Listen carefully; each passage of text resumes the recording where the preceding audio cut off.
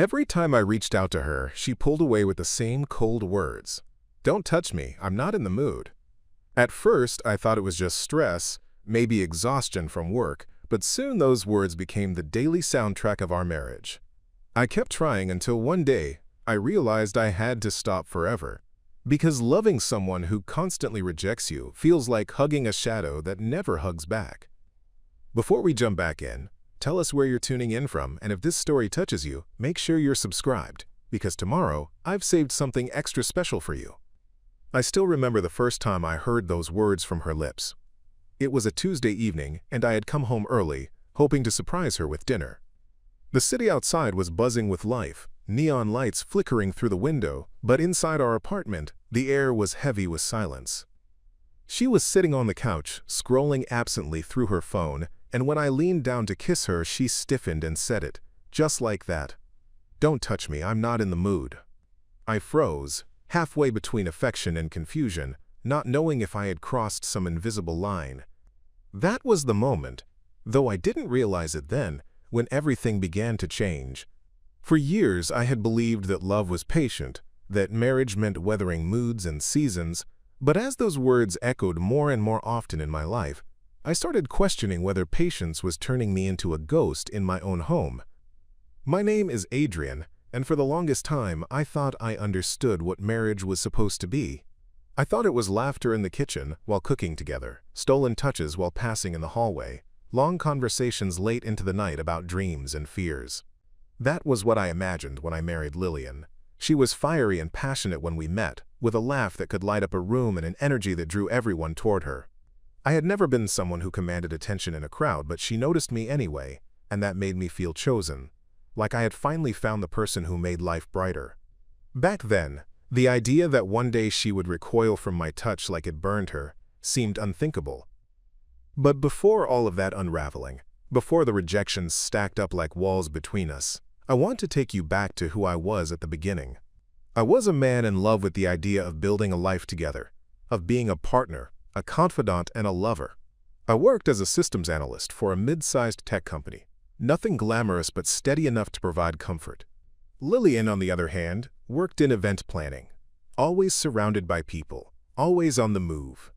Our worlds were different, but I admired her spark, and she said she admired my steadiness. Together, it felt like we balanced each other out. In those first months of marriage, our small apartment was filled with laughter, music, and late-night takeout dinners. We painted the walls ourselves, splashing colors and joking about who was the better decorator. I remember her curling up against me during movie nights, her hair spilling over my chest as we drifted into sleep. She used to tell me she felt safe with me, that my presence calmed her racing thoughts. And I, in return, felt alive because of her, like I was part of something greater than myself. That was my normal back then, a world where intimacy wasn't a question, where reaching out for her hand felt as natural as breathing. So when she first told me not to touch her, it rattled me more than I let on. I told myself she was just tired, maybe overwhelmed from work, maybe fighting an invisible storm inside her mind that I couldn't see. Everyone has bad days, I thought. Everyone needs space sometimes. But what I didn't know was that this wasn't a single moment.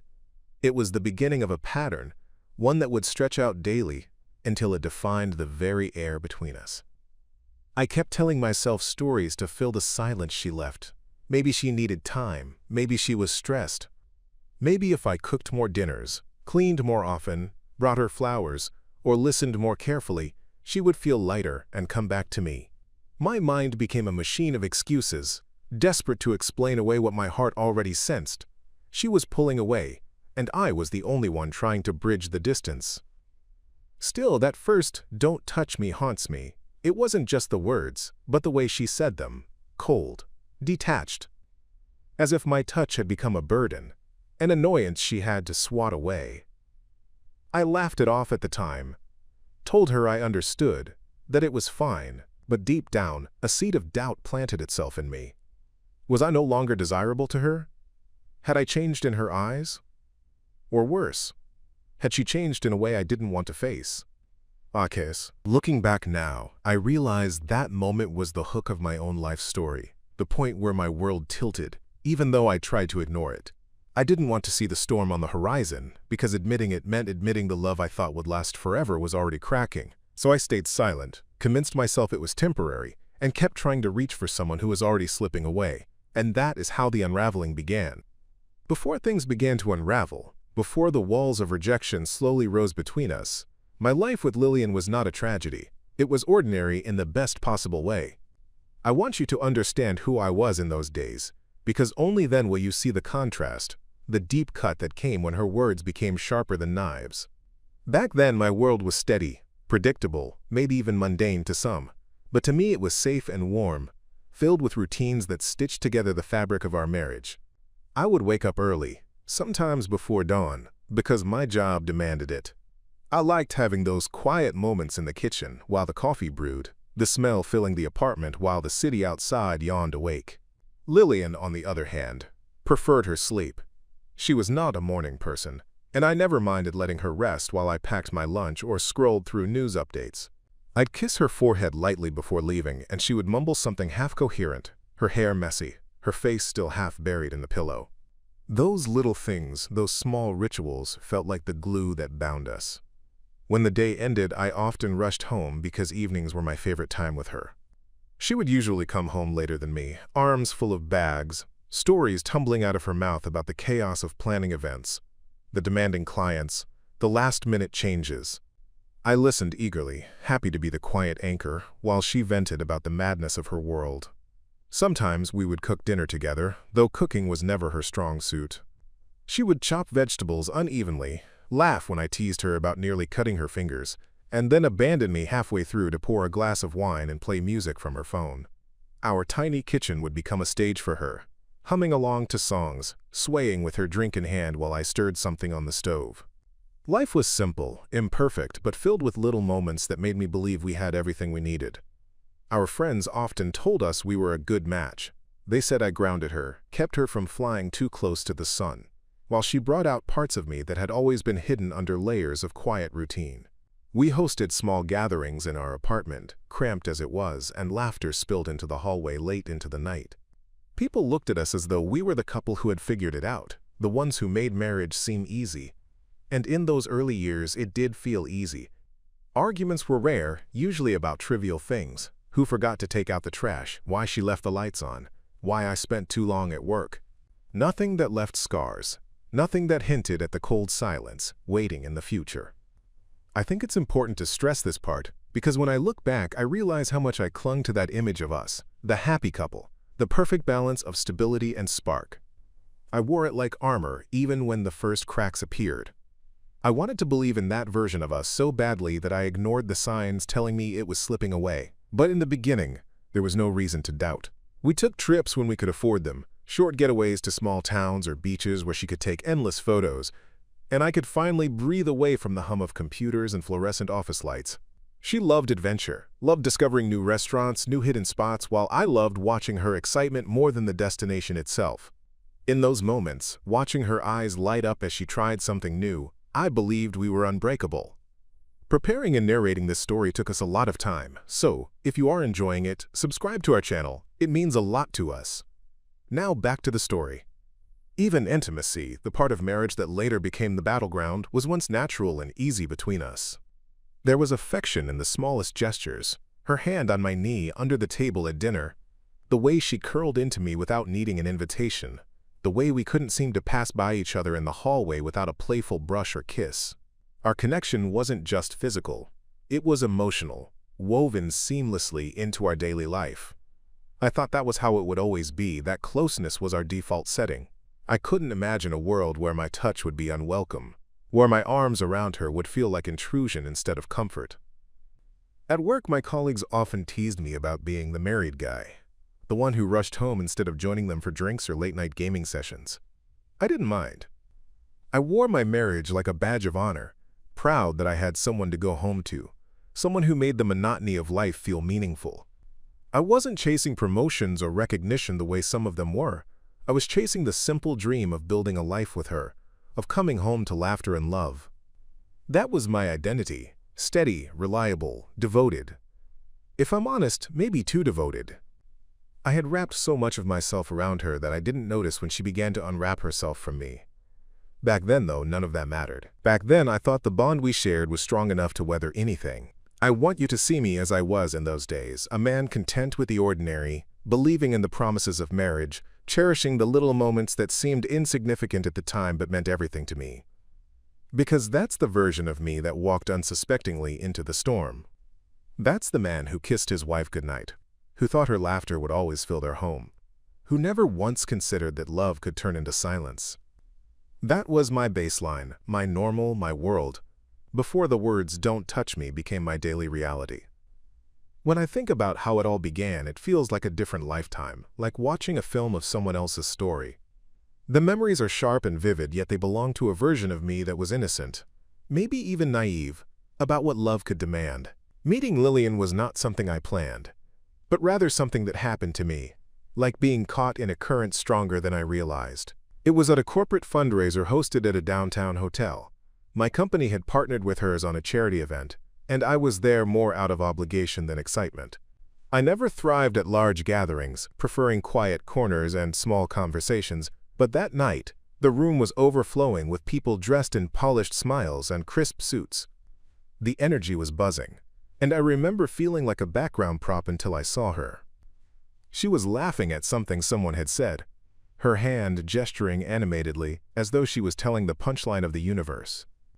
There was something magnetic about her, a confidence that drew attention without her even trying.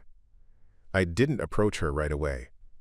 I lingered near the buffet table, holding a glass I wasn't drinking from, half listening to conversations I wasn't part of. But somehow, she noticed me. That's what still surprises me to this day, that in a room full of people brighter and bolder than me, her eyes landed on mine. She walked over, heels clicking against the marble floor, and said something as simple as, "You look like you'd rather be anywhere else." I laughed nervously, admitting that she was right, and in that moment, a door opened. She teased me for being too serious, I teased her back for being too charming, and the conversation flowed with a rhythm I hadn't felt in years. From that night on, she was in my life.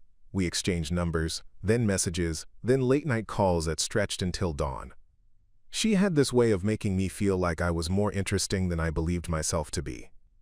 She wanted to know about my childhood, my favorite books, my dreams I had buried under practicality. No one had ever asked me those things with such genuine curiosity. With her, I felt seen in a way I hadn't known was missing. Our first few dates were spontaneous. Coffee shops, midnight walks through the city, afternoons spent at bookstores where she would flit between aisles like a bird, while I watched her with quiet fascination. She was unpredictable, and I found myself craving that unpredictability. When we finally became a couple, everything seemed to click into place. She had a way of brightening even the dullest of my days. My friends noticed the change in me, teasing me about smiling more, about seeming lighter. And they weren't wrong. I was lighter because she carried some of the weight I had always borne alone. She challenged me too. She pushed me to try things I never would have considered. Rock climbing, salsa dancing, even karaoke, though I was terrible at it.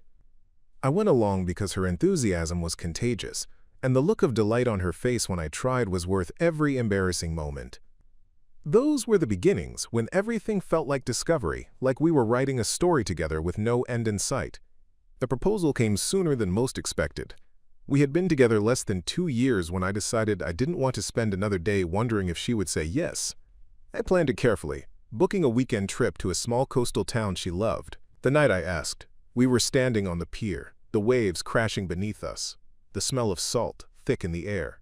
I was nervous, stumbling through my words. But when I pulled out the ring, her eyes filled with tears. She said yes before I could even finish asking, throwing her arms around me as though she wanted to wrap me up in forever. That night, lying beside her in the small inn we'd rented, I felt like the luckiest man alive.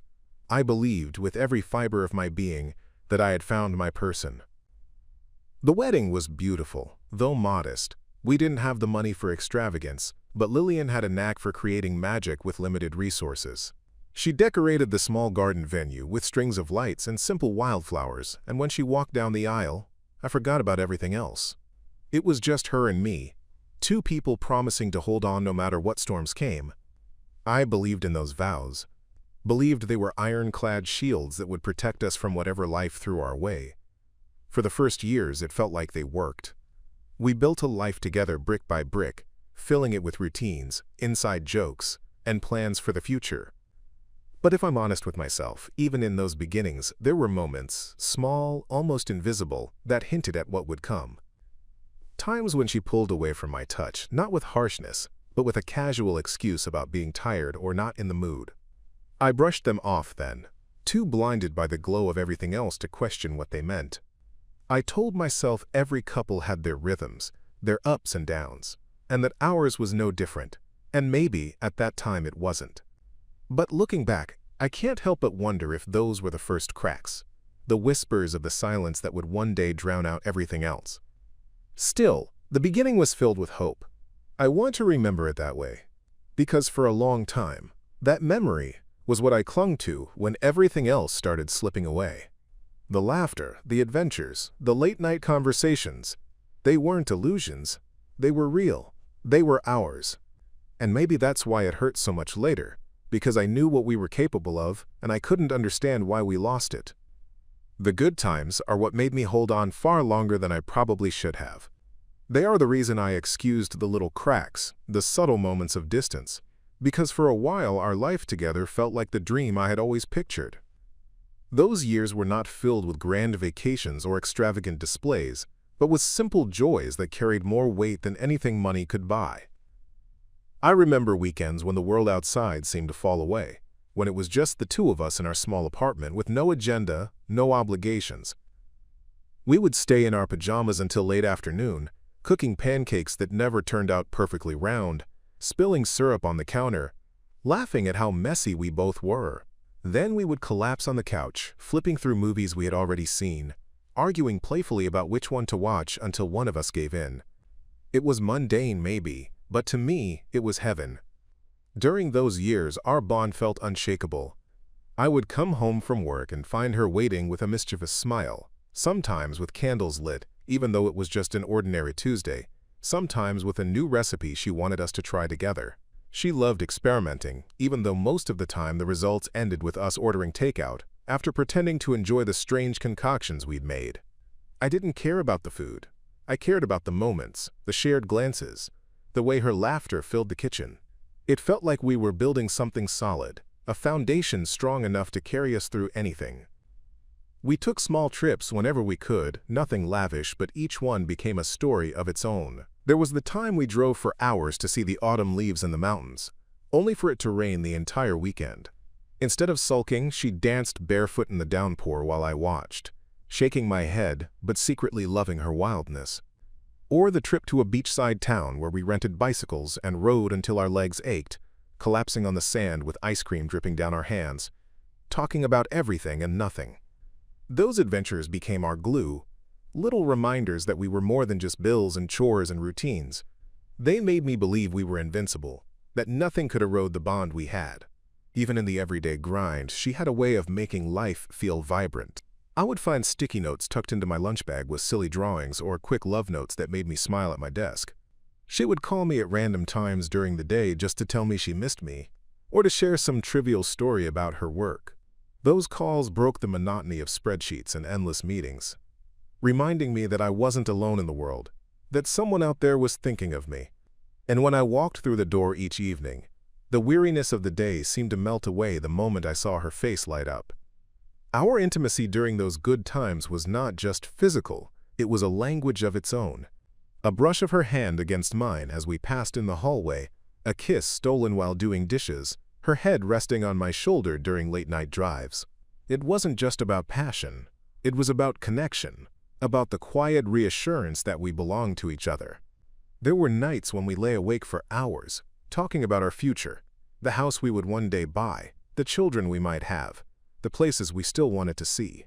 Those conversations made me feel anchored, like we were moving together in the same direction, toward a shared dream. Our families noticed too. Her parents would often tell me how happy she seemed, how they had never seen her so settled, so content. My own family welcomed her with open arms, charmed by her warmth and wit. Holidays were filled with laughter and stories, with her seamlessly blending into traditions that had once been just mine. She brought a spark into every room, and I basked in the glow of being the man she chose. Friends envied us, telling us we were relationship goals, the couple that made love look easy. I believed them, believed the image we presented to the world, because in many ways it felt true.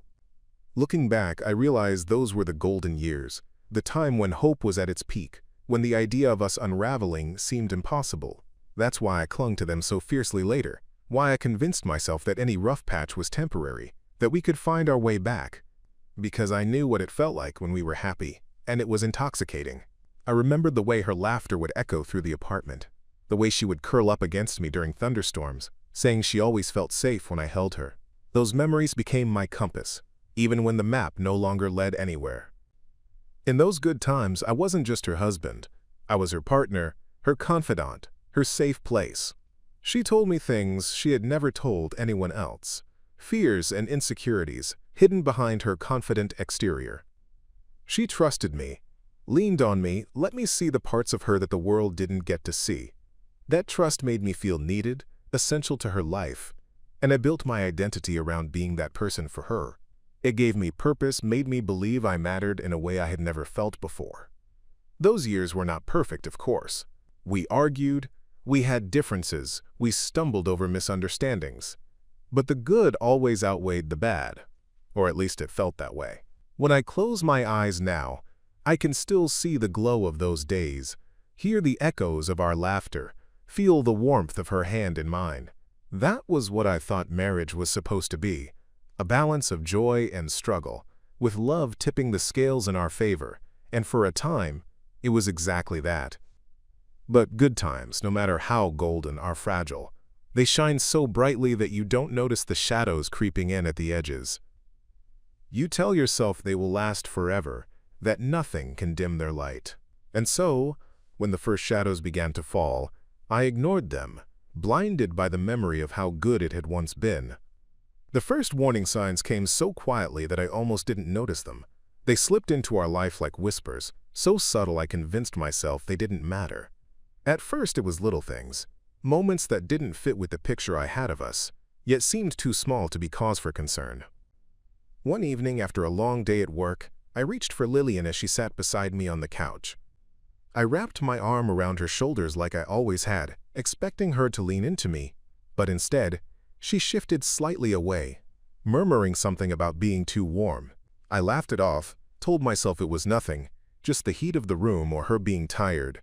But it was the way she said it, the way her body stiffened for a split second before she moved, that unsettled me. Still, I buried the unease, because what was one small moment compared to all the love we had shared? Then there were the excuses. She started coming home later and later, claiming events ran long, clients demanded more, or traffic was unbearable. At first, I believed her without hesitation. Her job was demanding, and I wanted to be supportive.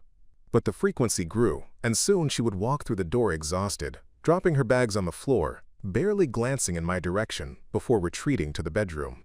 I'd make dinner, waiting for her to join me, only to find she had already fallen asleep, fully clothed on top of the covers.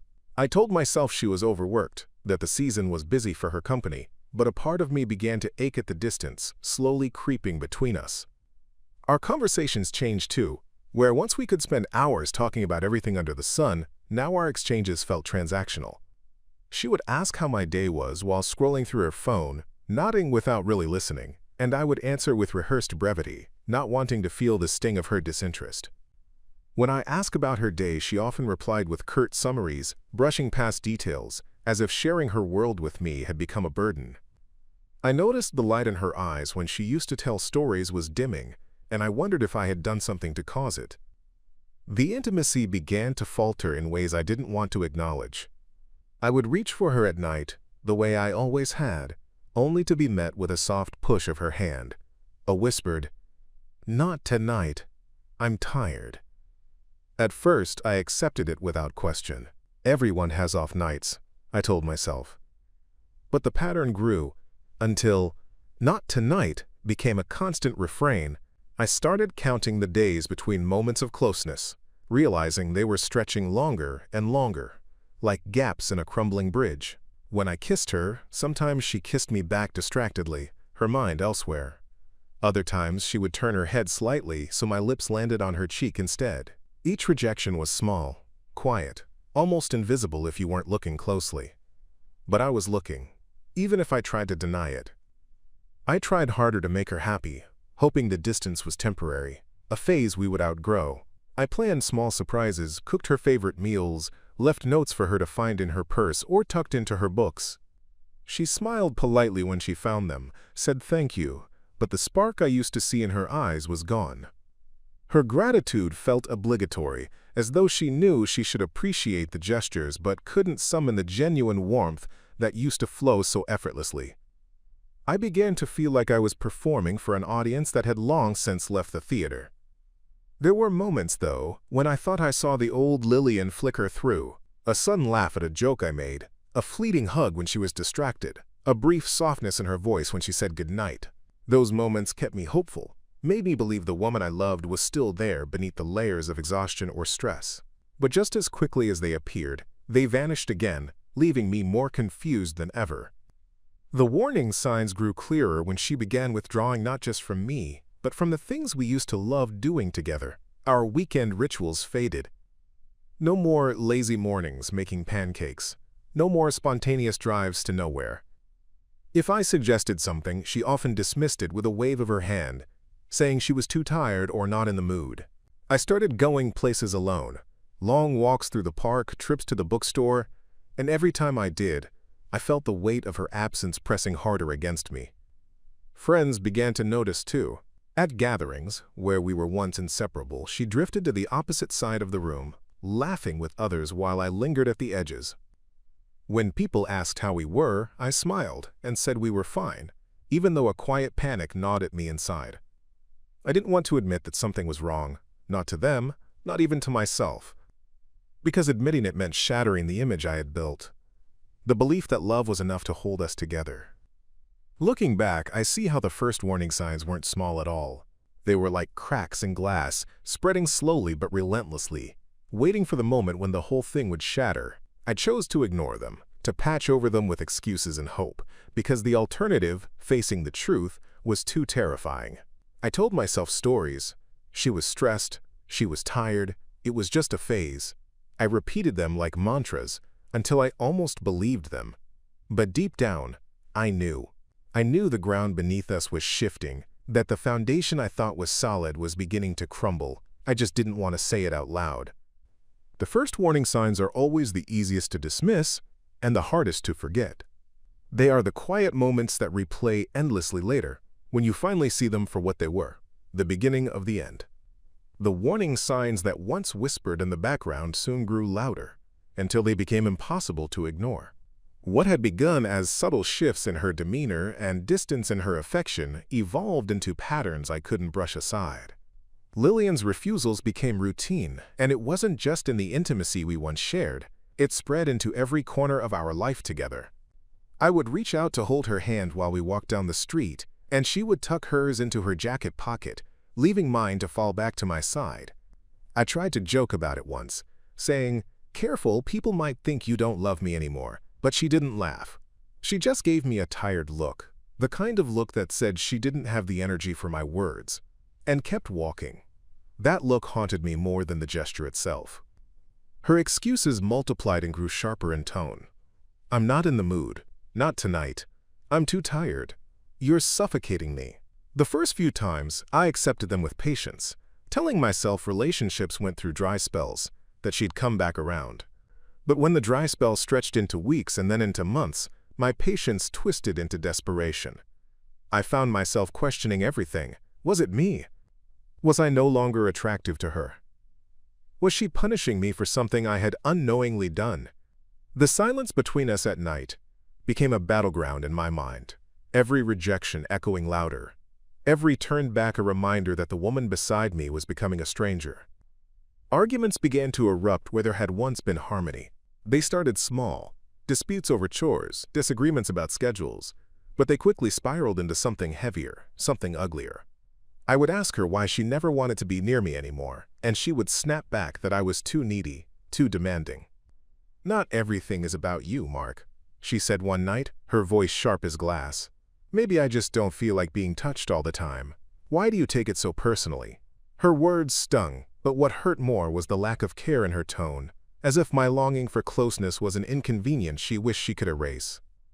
I began to notice her detachment in the way she moved through our home. She no longer lingered in the kitchen with me while I cooked. Instead, she would retreat to the bedroom with her laptop or phone, scrolling endlessly as if she were living in another world. I'd call her for dinner and she would answer with a distant, "In a minute," only to emerge half an hour later, her plate barely touched before she excused herself again. Meals, once a time for laughter and sharing, turned into silent rituals where I sat across from someone who seemed physically present but emotionally gone. Her appearance started to change too, not in neglect, but in effort. She began dressing up more carefully, styling her hair in ways she never bothered with for me, wearing perfume she hadn't worn in years. At first, I thought maybe she was doing it for herself, a way to feel better amidst the stress. But when I complimented her, telling her she looked beautiful, she shrugged it off, her eyes flicking away as if my opinion no longer mattered. The realization hit me like a cold wave. She was putting in effort, but not for me. For whom then? That question lodged in my chest like a thorn I couldn't pull out. The distance between us grew so vast that even our friends noticed. When we went out together, she rarely sat beside me anymore. Instead, she'd drift toward others, engaging in conversations while I sipped my drink in silence. Once, a friend leaned toward me and asked quietly if everything was okay between us. I forced a smile, saying we were just both busy, but the pity in his eyes told me he didn't believe me, neither did I. The nights became the hardest to endure. I would lie awake, staring at the ceiling, listening to the faint sound of her breathing beside me, feeling more alone than I ever had in my life. When I reached for her, my hand would hover in the air before retreating, the memory of countless rejections freezing me in place. My body ached for her touch, but my heart ached even more for the connection we had lost. I began to stop trying, not out of acceptance, but out of fear. Fear of hearing her say again, "Don't touch me, I'm not in the mood."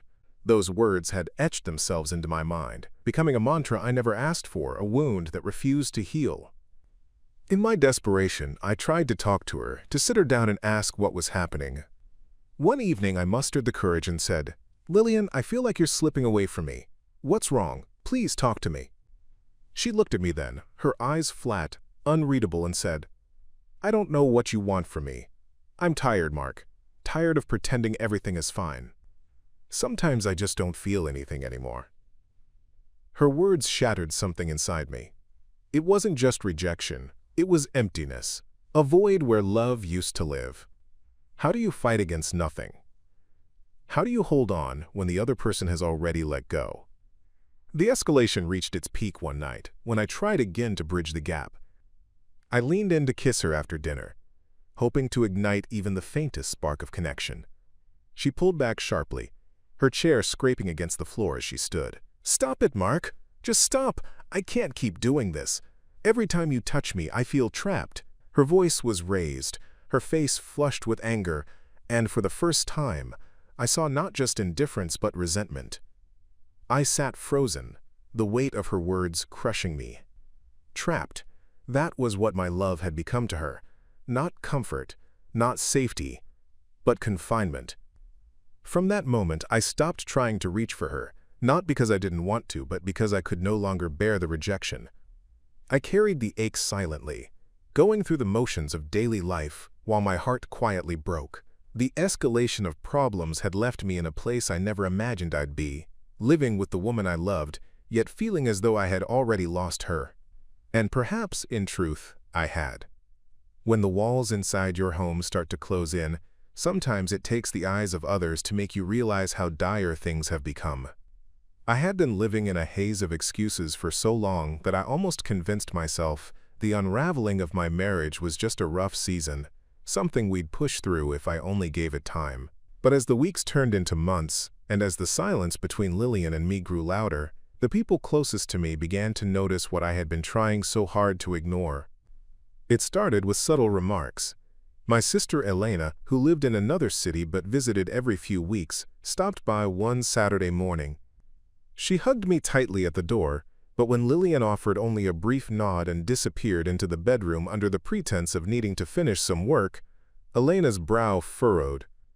Over coffee, she leaned toward me and whispered, "Is everything okay between you two?" She barely looked at you.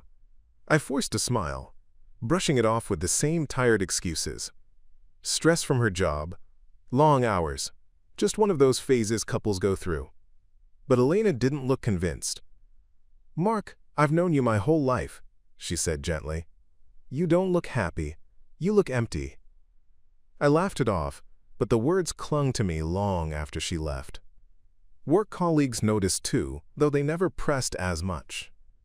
My friend Daniel from the office, who had always seen me as steady and dependable, stopped me after a late meeting one evening. "You're different lately," he said, studying me. "Distracted. Quieter. You used to talk about Lillian all the time, now it's like you avoid the subject." I shrugged, muttering something vague about being tired, but he put a hand on my shoulder and said, "You know, sometimes the hardest thing is admitting when something isn't working. Doesn't mean you failed, it just means you're human." His words stung because they carried the weight of truth I didn't want to confront. The most jarring validation came from an old friend, Melissa, who had been close to both Lillian and me back in the early days of our marriage. We ran into her at a cafe one afternoon. She lit up when she saw me, but when her gaze shifted to Lillian, who sat across from me scrolling through her phone, the brightness dimmed. After some awkward small talk, Melissa leaned closer to me, while Lillian went to the restroom and said in a low voice, "She doesn't look at you the way she used to. What happened?" My chest tightened, shame flooding through me, because I didn't have an answer that didn't make me sound pitiful. When I tried to brush it off, Melissa's eyes softened with sadness. "Mark, you deserve someone who sees you. Don't let yourself disappear in this." Even my parents, who rarely interfered in my personal life, began to sense the distance. During a family dinner, my mother watched as Lillian scrolled on her phone through most of the meal, barely contributing to the conversation. Afterward, while helping me wash the dishes, she said quietly, "She seems far away from you. Are you two okay?" I muttered the familiar excuse, work stress, busyness, a rough patch, but my mother placed a hand over mine and said, "Rough patches don't usually look like two people living on different planets." Her words pierced me because they named exactly what I had been afraid to admit. We weren't sharing a rough patch. We were living separate lives under the same roof. The validation from others brought me no comfort. If anything, it stripped away the last layers of denial I had been clinging to. When you're the only one seeing cracks, it's easy to question your perception, to wonder if maybe you're overreacting. But when others start pointing them out too, when their eyes mirror back the loneliness you've been carrying in silence, it becomes impossible to pretend anymore. I began to feel the weight of my isolation more acutely, as though every conversation was a spotlight revealing the truth I had tried to hide. What made it worse was that Lillian seemed oblivious, or maybe she simply didn't care. She grew sharper with me in private, dismissing my concerns whenever I tried to talk. "Why do you care so much about what other people think?" she snapped one evening after I told her Elena had noticed our distance. "It's none of their business." Her voice carried annoyance, but beneath it I heard indifference. That indifference frightened me more than her anger ever could. At least anger meant passion, some kind of investment. Indifference meant she had already checked out. I started confiding more in Daniel at work, not giving him details but enough for him to see the pain beneath my words. He told me about his own marriage, how he and his wife had struggled but fought to rebuild because they both wanted it. "That's the key," he said, looking at me squarely. "Both people have to want it. If only one is fighting, it's not a marriage anymore, it's a prison." His words hit me harder than he probably intended. Was I the only one fighting? Was Lillian just biding her time, waiting for me to accept what she had already decided? The accumulation of these outside voices created a chorus that I could no longer silence. For so long I had been telling myself that maybe I was imagining things, maybe it was all in my head. But now, every conversation, every look, every whispered observation confirmed what my heart already knew. I was holding on to something that was slipping through my fingers no matter how tightly I tried to grip it. And with each confirmation came a growing awareness that something had to give. Either I would continue to shrink into nothingness, or I would have to face the unbearable truth that the marriage I had built my life around was collapsing. It's strange how hearing others say what you already know can feel like both a relief and a death sentence. Relief, because you're no longer alone in your perception. A death sentence, because once the truth is spoken aloud, you can't bury it again. I walked around with their words echoing in my mind, every nod of concern, every gentle suggestion, every look of pity. They all said the same thing. Mark, you're disappearing. And the more I heard it, the more I realized they were right. I was fading in my own story, and unless I did something, I would vanish completely. There comes a point when the weight of silence becomes heavier than words could ever be, and for me, that moment arrived on a night that should have been ordinary but instead carved itself into my memory as the day everything finally broke. I had been holding on for so long, convincing myself that if I kept trying, kept being patient, things might return to how they once were. But the truth has a way of clawing its way to the surface, no matter how deeply you try to bury it. That evening, I came home to find Lillian already at the dining table, her laptop open, a glass of wine half finished beside her. I placed a hand gently on her shoulder, more out of habit than hope, and before I could even say a word, she recoiled sharply and muttered those same cutting words. "Don't touch me, I'm not in the mood." Something inside me cracked then, not in anger, but in exhaustion. It wasn't just that she had said it again, it was how casual it had become, how automatic, as if the very idea of my affection was distasteful. I sat across from her in silence, staring at the way the glow from the screen reflected in her eyes while she typed, detached from me and everything we once shared.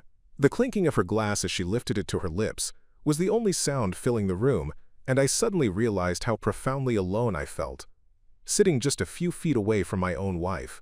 I tried to start a conversation, asking how her day had been, but her responses were clipped, absent, her gaze never lifting from the screen. Fine. Busy. Tiring. Each word was a door slammed in my face. At one point, I asked if she wanted to watch a movie together later, like we used to, and she sighed as though the suggestion itself was a burden. "Mark, I don't have the energy for that. Can't you just leave me alone?"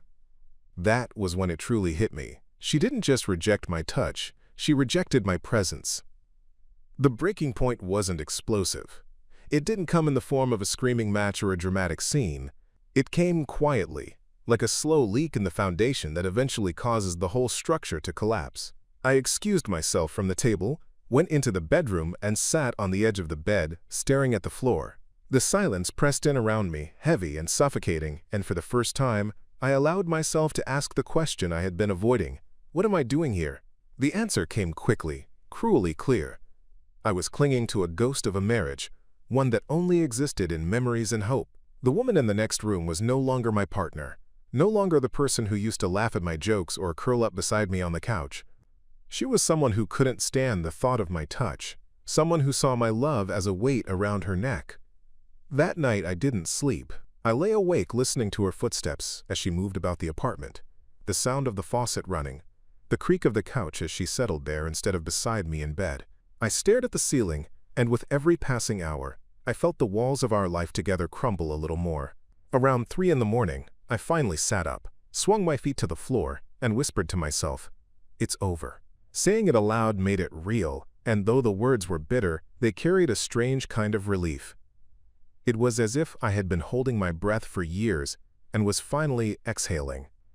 The following days were a blur of realization. Every gesture, every word, every cold shoulder now appeared to me in sharp relief, stripped of the excuses I had layered over them. I remembered the time she turned her face away when I leaned in to kiss her, the way she flinched when my hand brushed against hers, the countless nights she claimed exhaustion only to spend hours scrolling through her phone. I remembered the contempt in her voice when she accused me of suffocating her, as though my love was something to escape rather than cherish. Each memory piled on top of the other until the weight was unbearable, until the picture was undeniable. She had stopped loving me a long time ago, and I had been too afraid to admit it. The final realization came one evening when we were both in the kitchen. I asked her if she wanted to join me for dinner at a new restaurant I had been wanting to try. She didn't even look up from her phone when she replied, "Mark, stop trying so hard, it's pointless."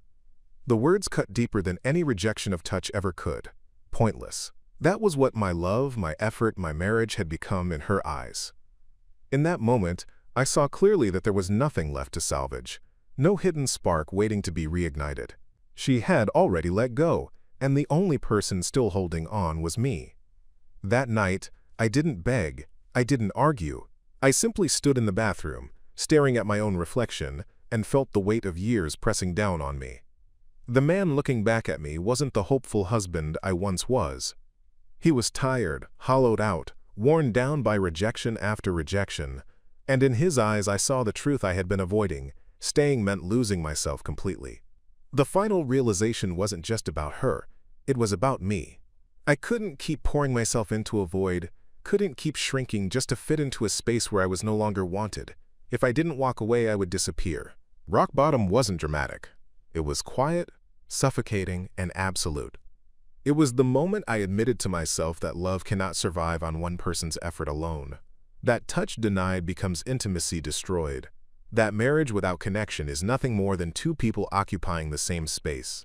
It was the moment I finally understood that the daily refrain of, "Don't touch me, I'm not in the mood," wasn't temporary, wasn't circumstantial. It was the truth of her heart. And I could no longer deny the truth of mine. I deserved more than this emptiness. The morning after my final realization, I woke up with an unfamiliar stillness inside me. It wasn't peace exactly. But it wasn't the suffocating despair I had grown used to either. It was resolve. I sat at the edge of the bed, watching the faint morning light creep through the blinds, and I knew without hesitation what had to happen next. For months I had been waiting for Lillian to choose me again, to reach back, to show even the smallest sign that she still wanted this marriage. But that moment never came, and I finally accepted that it never would. I had to choose myself, because continuing to live in the shadow of rejection was no longer survivable. It was time to stop trying, not out of defeat, but out of necessity. The decision itself was both terrifying and liberating. Terrifying because it meant letting go of the life I had built around her, of the dreams we once painted together on those freshly painted walls in our first apartment. Liberating because for the first time in years I wasn't waiting for her approval, her affection, or her permission to exist. That morning, I started by doing something small but symbolic. I reached for my phone and called my sister Elena. When she answered, I didn't bother with pretense. "I'm leaving her," I said, my voice steadier than I expected. There was a pause on the other end, followed by a sigh of relief. "I've been waiting for you to say that, Mark. I'll support you in any way I can." Her words were the anchor I needed to hold on to as I prepared for the storm ahead. That evening, I sat across from Lillian at the dinner table. She was scrolling through her phone, as usual, barely acknowledging my presence. My heart pounded, but my voice was calm when I said, "Lillian, we need to talk." She glanced up, irritation flickering in her eyes. "About what now?" she asked. I took a deep breath and said, "About us. About how this marriage is over." For a moment, she just stared at me, her phone still in her hand, as if she didn't quite register what I had said. Then, she let out a sharp laugh, bitter and dismissive. "You're finally catching on," she said coldly, pushing her chair back. Her words were meant to wound, but instead, they only solidified my choice. There was no grief left in her, no fight, no longing for what we once had. Only indifference, and that indifference gave me clarity. The days that followed were filled with practical steps, the kind of actions that once would have seemed unimaginable but now felt strangely inevitable. I found a small, one-bedroom apartment on the other side of town, signed the lease, and began moving my things out piece by piece. Each box I packed was heavy, not just with belongings but with memories, some sweet, some bitter. I packed the coffee mugs we had bought together, the books I had read aloud to her in our early years, the framed photos that once adorned our shelves. Every item carried a story, and as I sorted through them, I realized that stories don't always end the way we plan. Some chapters close whether we're ready or not, and all we can do is turn the page. Lillian barely reacted as I moved out. She stayed in the bedroom most of the time, her silence echoing through the apartment like the final note of a song that had long since ended.